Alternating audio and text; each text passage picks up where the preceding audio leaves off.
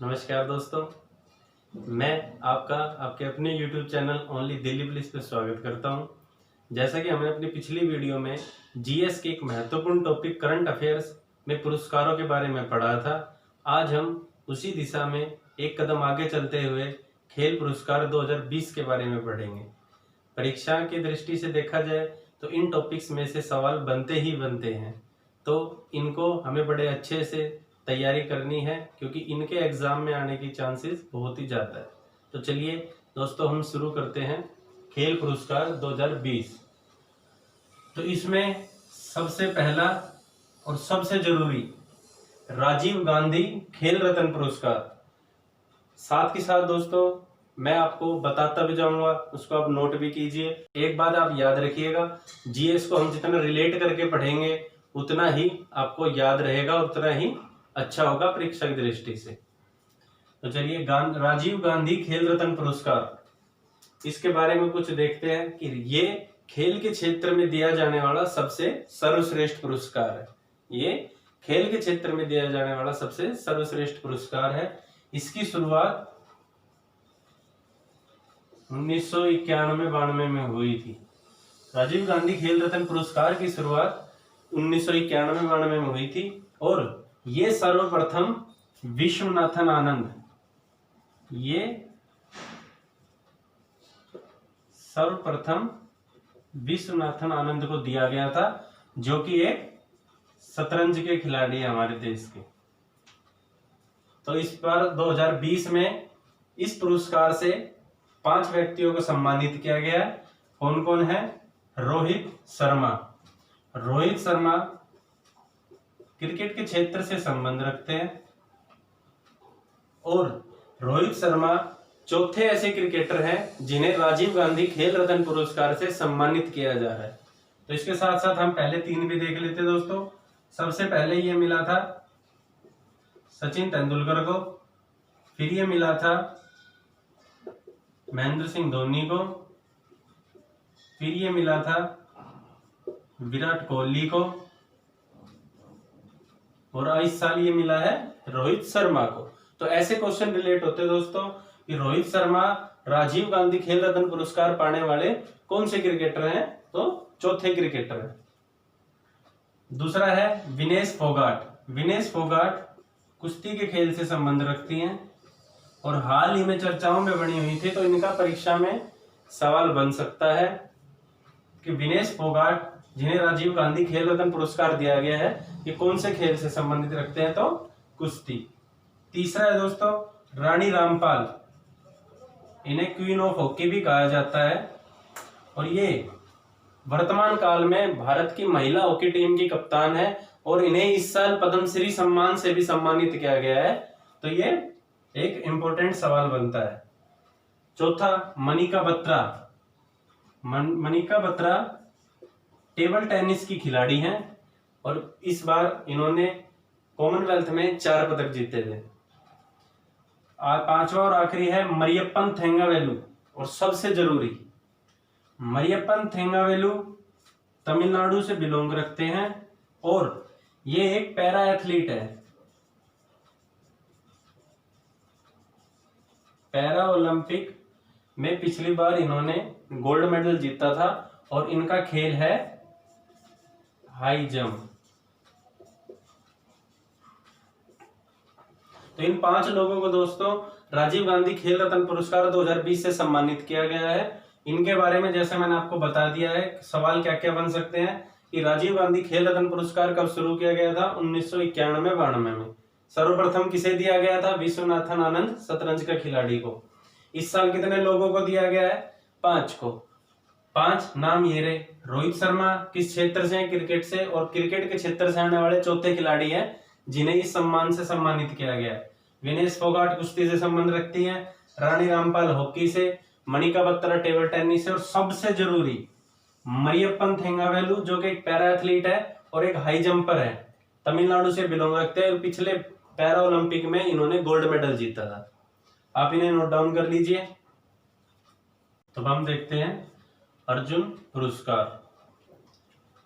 अर्जुन पुरस्कार खेल के क्षेत्र में दिया जाने वाला एक महत्वपूर्ण पुरस्कार है दोस्तों और सन 2020 में यानी इस साल अर्जुन पुरस्कार कुल 27 खिलाड़ियों को दिया गया। तो इन 27 खिलाड़ियों के नाम याद करने में कठिनाइयां आ सकती हैं, तो मैंने वो 7 नाम लिए हैं जिनसे कि परीक्षा में सवाल बन सकते हैं। तो आइए हम देखते हैं। सबसे पहला नाम है द्युति चंद। सबसे पहला नाम है द्युति चंद। द्युति चंद कौन से खेल से संबंधित रखती है? एथलेटिक्स। दूसरे हैं ईशांत शर्मा। ईशांत शर्मा एक प्रसिद्ध क्रिकेटर है। तीसरी दीप्ति शर्मा। दीप्ति शर्मा भी भारतीय महिला क्रिकेट टीम से संबंध रखती है।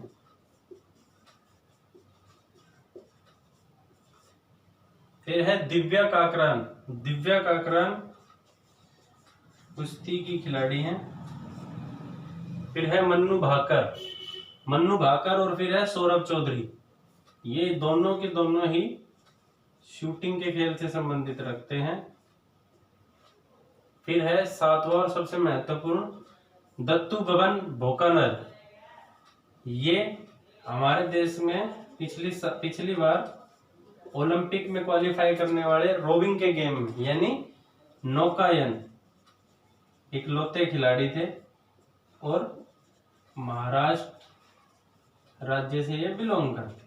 तो परीक्षा की दृष्टि से ये महत्वपूर्ण सवाल बन सकता है कि दत्तू बबन भोकानल कौन से खेल से संबंध रखते हैं? तो वो है नौकायन यानी रोविंग। अब इसके अलावा जो सवाल बन सकते हैं दोस्तों, अर्जुन पुरस्कार कब शुरू किया गया? ये शुरू किया गया था सन 1961। तो सवाल किस तरीके से बन सकते हैं? कब शुरू किया गया? 1961 में। कितने खिलाड़ियों को इस साल दिया गया है? 27 में। किस क्षेत्र से संबंधित रखता है अर्जुन पुरस्कार? खेल जगत से। द्युति चंद किस खेल से है? एथलेटिक्स से। ईशांत शर्मा क्रिकेट। दीप्ति शर्मा महिला क्रिकेटर। दिव्या काकरान कुश्ती। मन्नू भाकर और सौरभ चौधरी शूटिंग। ये दोनों यंगेस्ट शूटर थे हमारे देश के, जो पिछली बार कॉमनवेल्थ में एशियन गेम्स में मेडल लेके आए थे। और दत्तू बबन भोकानल जो कि नौकायन रोविंग से संबंध रखते हैं और महाराष्ट्र से आते हैं। तो ये कुछ सवाल अर्जुन पुरस्कार से संबंधित है, तो आप इनको नोट डाउन कर लीजिए। तो अब हम देखते हैं द्रोणाचार्य पुरस्कार। द्रोणाचार्य पुरस्कार दोस्तों 1985 में शुरुआत हुई थी इसकी, और ये खेल के क्षेत्र में अच्छे प्रशिक्षकों को दिया जाता है। यानी जो अच्छे कोच होते हैं उन्हें हर साल भारत सरकार द्वारा द्रोणाचार्य पुरस्कार से सम्मानित किया जाता है, और ये 1985 से शुरू किया गया है। ठीक है, इसको 2 श्रेणी में है। एक है लाइफ टाइम श्रेणी और एक है नियमित श्रेणी। लाइफ टाइम की श्रेणी में इस बार द्रोणाचार्य पुरस्कार 8 लोगों को दिया गया और नियमित श्रेणी में इस साल 5 लोगों को दिया गया। तो इनमें से कुछ महत्वपूर्ण नाम जो जिनसे सवाल बन सकता है, इस दृष्टि से महत्वपूर्ण नाम ये है। सबसे पहला है ओम प्रकाश दहिया। ओम प्रकाश दहिया जो कोच है वो कुश्ती के खेल से संबंध रखते हैं। दूसरे है धर्मेंद्र तिवारी जो कि तीरंदाजी के प्रशिक्षक है। और फिर है नरेश कुमार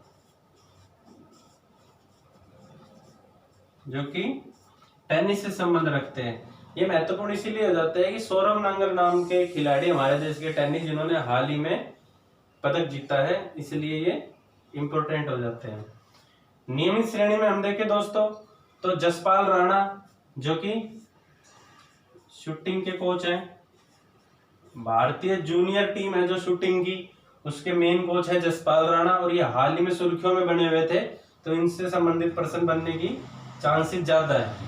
और है योगेश मालवीय, ये मलखम के प्रशिक्षक कोच हैं। तो ये कुछ नाम है, सारे नाम याद ना कर दोस्तों, मैंने आपकी सहूलियत के लिए कुछ नाम जो हाल ही में चर्चाओं में सुर्खियों में बने हुए हैं या जिनसे प्रश्न बनने की चांसेस बहुत ही ज्यादा हैं, तो उनके कुछ नाम है। तो इससे कैसे कैसे सवाल बन सकते हैं वो देख लेते हैं एक बार।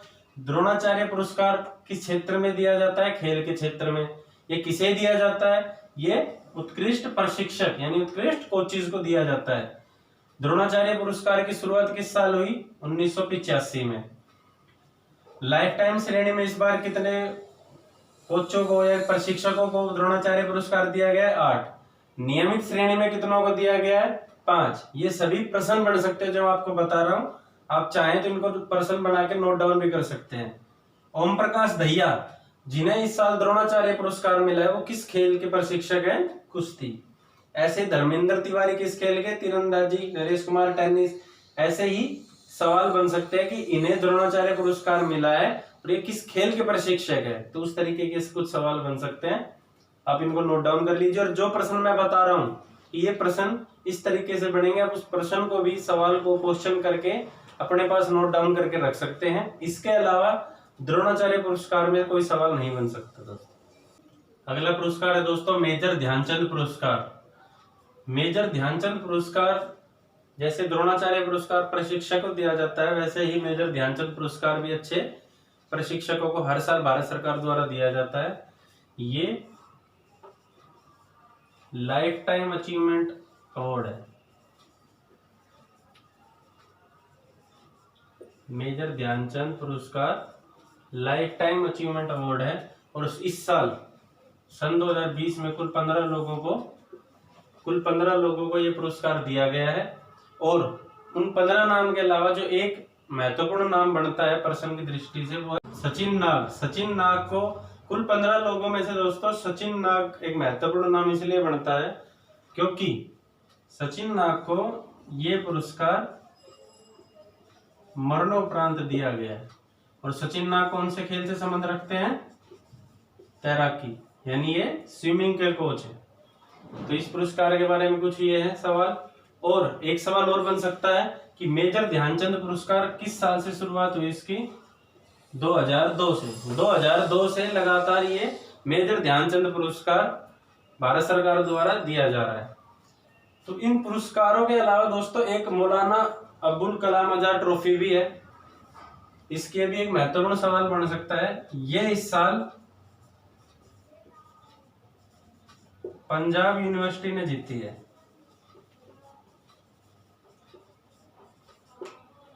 मौलाना अब्दुल कलाम आजाद ट्रॉफी भारत की सारी यूनिवर्सिटियों की आपस में जो मैचेस होते हैं, प्रतियोगिताएं होती हैं, तो इंटर यूनिवर्सिटी ट्रॉफी है कि इंटर यूनिवर्सिटी ऑल इंडिया के विजेताओं को मौलाना अब्दुल कलाम ट्रॉफी दी जाती है और ये इस साल पंजाब यूनिवर्सिटी को दी गई है। एक और बात याद रखना यहाँ पे पंजाब यूनिवर्सिटी से संबंधित कि इस साल जो खेलो इंडिया हुए थे उसकी विजेता भी पंजाब यूनिवर्सिटी ही थी। इस साल जो खेलो इंडिया हुए थे जो कि उड़ीसा में जिनका आयोजन हुआ था उसकी विजेता भी पंजाब यूनिवर्सिटी ही थी। तो कुछ सवाल खेल पुरस्कार से बने हैं। साथ ही साथ एक सवाल जो खेलों के लिए बन सकता है कि 2020 में कुल कितने लोगों को पद्म पुरस्कार मिला है खेल के क्षेत्र में। पद्म पुरस्कारों के बारे में हमने अपनी पिछली वीडियो में पढ़ा था दोस्तों। अगर आपने वो वीडियो नहीं देखी है तो उसका लिंक मैं अपने डिस्क्रिप्शन में दे दूंगा आपको, आप वो जरूर देखिएगा। तो एक सवाल खेल से संबंधित ये भी बन सकता है कि 2020 में कुल कितने खिलाड़ियों को या कितने खेल जगत के खिलाड़ियों को पद्म पुरस्कार से सम्मानित किया गया है, तो उसका जवाब है 8। एक बार आप इन सबको नोट डाउन कर लीजिए दोस्तों। अब एक चीज और जरूरी, पुरस्कारों के बीच में विजेता राशि यानी किस पुरस्कार में कितनी विजेता राशि दी गई है दोस्तों। तो इसमें भी कुछ बदलाव किए गए हैं भारत सरकार के द्वारा। सबसे पहली है राजीव गांधी खेल रत्न पुरस्कार की राशि, जो पहले तक 7.5 लाख रुपए दी जाती थी विजेता को, अब वो बढ़ाकर 25 लाख रुपए कर दी गई है। पहले उसके बाद अर्जुन पुरस्कार में 5 लाख की नगद राशि दी जाती थी दोस्तों, अब वो बढ़ाकर 15 लाख रुपए कर दी गई है। ऐसे ही द्रोणाचार्य पुरस्कार में 5 लाख से 15 लाख और ध्यानचंद पुरस्कार में 5 लाख से 15 लाख। तो इससे भी कुछ सवाल बन सकते हैं कि राजीव गांधी खेल रत्न पुरस्कार में कितनी नगद राशि दी जाती है? 25 लाख। या पहले कितनी दी जाती थी? 7.5 लाख। इस तरीके से ये प्रश्न भी बन सकते हैं दोस्तों। तो इनको भी आप एक बार नोट डाउन कीजिए। तो दोस्तों, यहाँ पर हमारा खेल पुरस्कार 2020 का टॉपिक समाप्त होता है। खेल पुरस्कारों से संबंधित जो भी प्रश्न परीक्षा में बन सकते हैं वो सभी मैंने आपको बता दिए हैं, और मैं आशा करता हूं कि आप उनको नोट डाउन करके उन्हें बार बार याद करके अपना फ़ायदा करेंगे और एग्ज़ाम में 2 से 3 नंबर अपने पक्के करेंगे। पिछली वीडियो जो पुरस्कारों की थी दोस्तों, 2020 पुरस्कार, उसमें भी मैंने ऐसे ही महत्वपूर्ण कुछ पुरस्कार बताए थे और उनसे संबंधित प्रश्न भी बताए थे। अगर आपने वो नहीं देखी है तो उसका लिंक मैंने डिस्क्रिप्शन पे दे दिया है, और उसको भी आप नोट डाउन कीजिए और इनको भी आप नोट डाउन करके खूब से खूब ज़्यादा प्रैक्टिस कीजिए और याद कीजिए। धन्यवाद दोस्तों, मेरे साथ जुड़े रहने के लिए मेरे चैनल को सब्सक्राइब कीजिए और लाइक कीजिए और ज़्यादा से ज़्यादा शेयर कीजिए। धन्यवाद।